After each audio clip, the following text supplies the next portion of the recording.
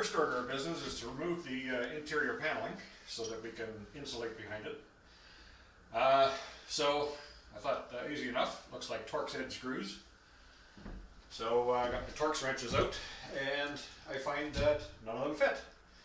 The 15 is too small and the 20 is too big. So thought, alright, I'll go online and see if there's a size in between. And some folks on there said they'd run into the same thing with enclosed trailer hardware. And it turns out that the fastener is not a Torx at all. It's an 8-point, and people on there said that a number 2 Robertson square drive was the tool for the job. So sure enough, we tried it and it fits.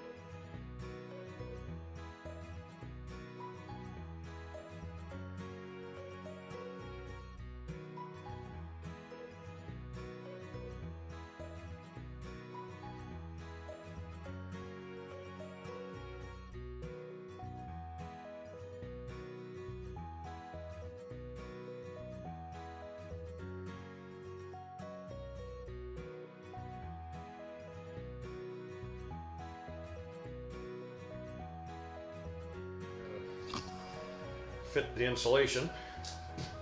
Because the walls are 16-inch centers, we're going to have to cut it into strips to fit in between.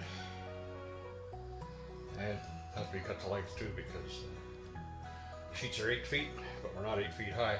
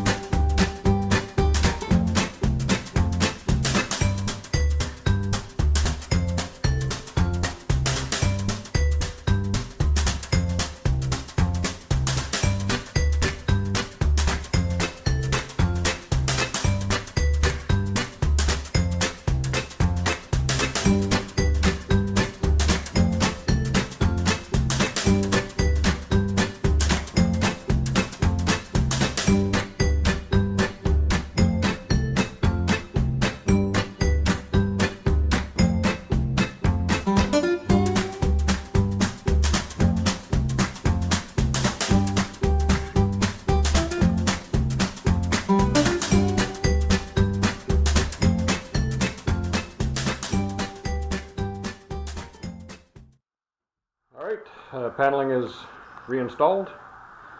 Going to hold off on doing the ceiling until after I've installed the solar panels on the roof, because I want to drill some securement holes through to bolt them down, and then we will get at insulating and paneling the ceiling.